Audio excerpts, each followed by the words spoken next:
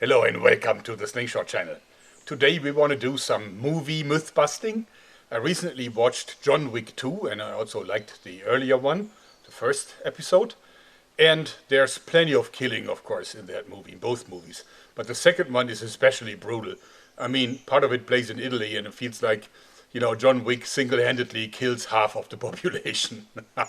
In the first movie, someone describes John Wick and says, the guy once went into a bar and killed 3 people with a pencil. So, and everybody was going, oh. And then in the second movie, he actually killed people with a pencil. There actually is a clip on YouTube that contains all these stabbings. And I've looked at those, and some of them are clearly visible and, fairly easy to describe. I hate stealing other people's content. And therefore I did not simply copy those scenes, but I sat down and actually wrote little animations. So I kind of made a movie just by painting all these pictures, looking at the original and then making my own sketches. And in an animation they actually look quite cool, and I think they give you a feeling about how it looks like in the real movie. But I'll certainly put the link to the unofficial pencil scenes video down there.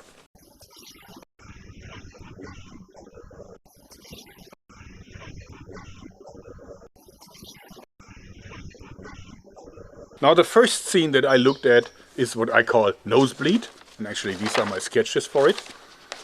Anyway, I'll put those sketches up on my Patreon page for everyone to see, and I actually will give the originals to people that have donated $20 or more. Okay, so let's pick a pencil, and these are actually Faber-Castell pencils 2B, the softest type.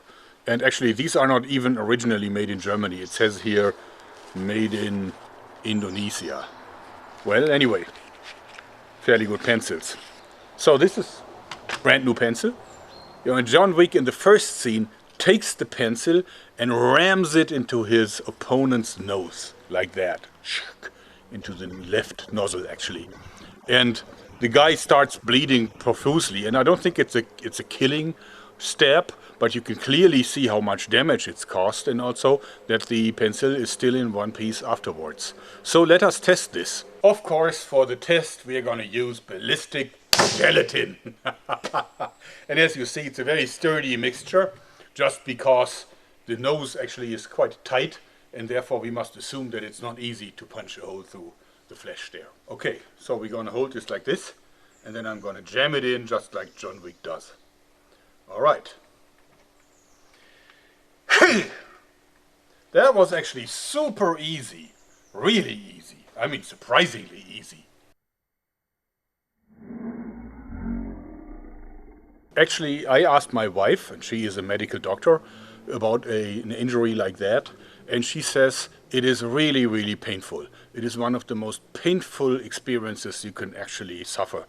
And that is also the reason why in ancient sea funerals, what they did is they've been sewing people into like their hammocks, and the last stitch always went through the nose, just to make sure that the guy was really dead, because this is so painful that they say, you will show a reaction even if you're almost dead. So we have to conclude that the first one was actually very realistic, and I think it is absolutely possible to take a pencil and really poke someone in the nose with it so it bleeds profusely. Now, okay, on to the next one that we have. And this is actually what I call no more itching. And on this one you can see that John Wick turns his opponent around and puts him on the table, and then he presses the pencil right through the ear into the brain of his opponent, effectively killing him with that. And that seems a bit tricky. So let's go ask my wife if that is feasible. Let's look at the CT and MRI imaging. And actually these are taking like in layers. And so we are taking like, the top of the skull off, and then we're going downwards to see the anatomy of, first of all, the ear canal here, how to get through to the brainstem. And also the neck part, where you can see what happens when you penetrate with the pencil right here. Here we see the CT scan, and now we're looking for the right layer. That's the spot. As you see, the ear canal allows the pencil to be pushed in, and there's only a thin bone barrier that blocks the access to the brain. So we now know that someone who really knows about anatomy, can really do that. He can squeeze it through, and he would still have to go through a thin layer of bone to reach the skull base and killing the opponent. But of course, still, this has to be done. So we have to test this again with our ballistic gelatin. But I concocted a special version just for that. So if you turn this around, you see that I put some plywood underneath a thick layer of ballistic gelatin. And that is supposed to simulate the bone. Let's see if we can penetrate it. Alright, so John Wick presses this in, like this. Okay, kind of tough. And then he puts his hands like this and presses down on it, like this. Ha! Unbelievable, it worked. It was actually not hard. That definitely would have been a kill. Look at that. Wow. But you can also see it's not a pleasant experience. See, actually my palm is kind of burning. Alright, now to the next one, which I call balls to the wall.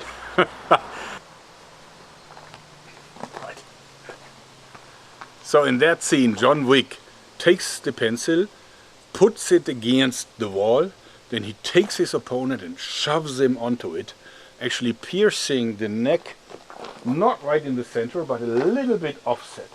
So about here, I would say. Let us find out what kind of tissue this thing would have to go through to kill someone at that point of penetration. Alright, let's find the right layer. That's it. And if you penetrate here, it would actually hurt the carotis and the guy would bleed out quickly. I think that movie was really well researched because, as you can see, this would be a very, very good way of killing someone with a pencil because there is no bone that you would have to go through, and yet you can really puncture some of the big blood vessels, surely killing your opponent. Okay, let's test if this is really feasible. We're just doing this like this and then we're pressing it against the wall. See if it penetrates. Well, let's take a fresh spot on the wood, like here. Okay, and down! Ha! See what happened? Amazing.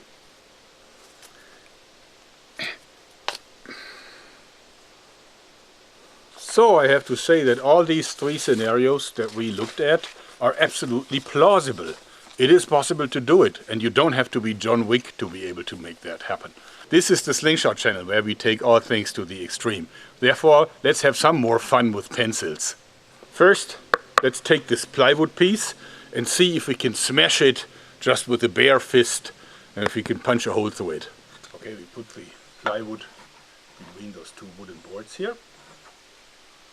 Then we take the pencil, and actually I have to, create some pressure on it because I need to use the momentum of my fist to punch a hole through this if I want to achieve it. So I'm putting my thumb on like this, and then we pierce! Unbelievable.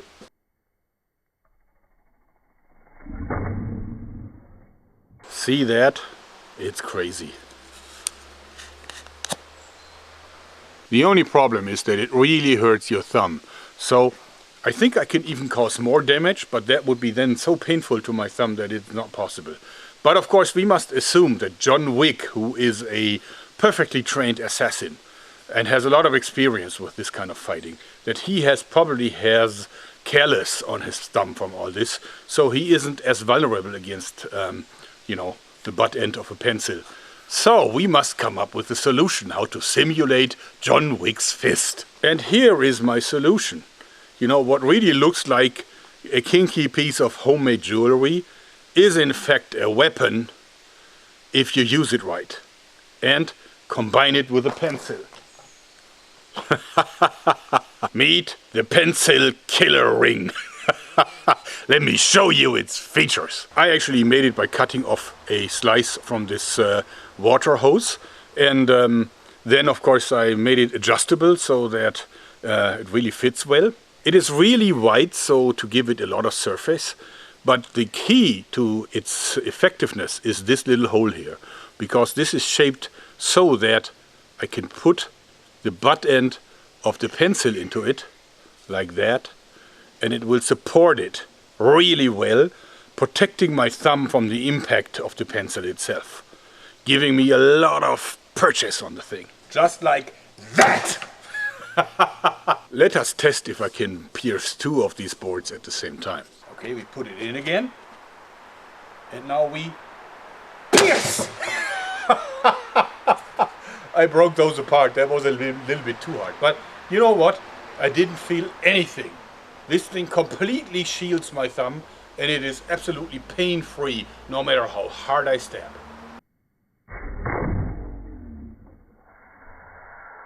Alright, let me test this again with the wooden bars a little bit closer to each other. And sha! Wow! Look at that, it pierced both boards.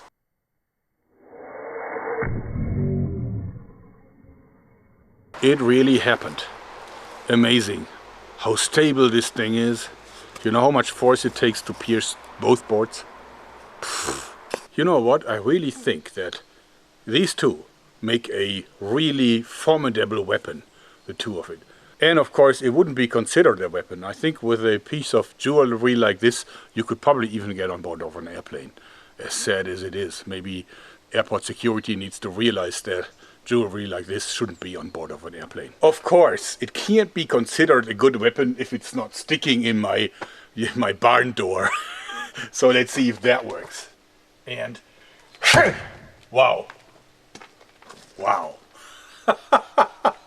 It did suffer some damage, but all in all, it's a miracle. These things are kind of invincible. Actually, my findings confirm what my friends from Zombie Go Boom already found out, that a pencil is a very, very serious weapon and can easily kill a human being or a zombie. And together with this, I think it's downright, frightening. I love it. But of course, it can always be more badass. Therefore, I got myself this little product here. It's actually a marking pen made by Hazet, quality German toolmaker, and it's actually very inexpensive, just about €5.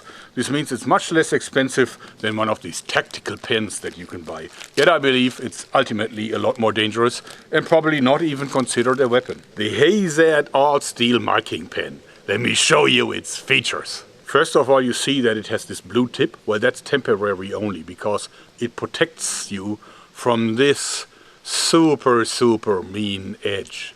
I mean, look at that. That is hardened steel because this thing is designed to let you write on a steel surface or a metal surface at that. Therefore, you're kind of scratching, your characters into solid steel. Therefore, this really is tough.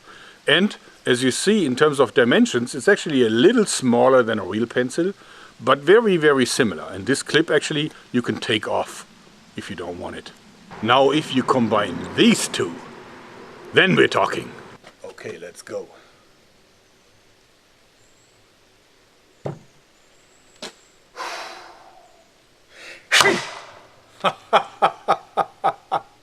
Wow.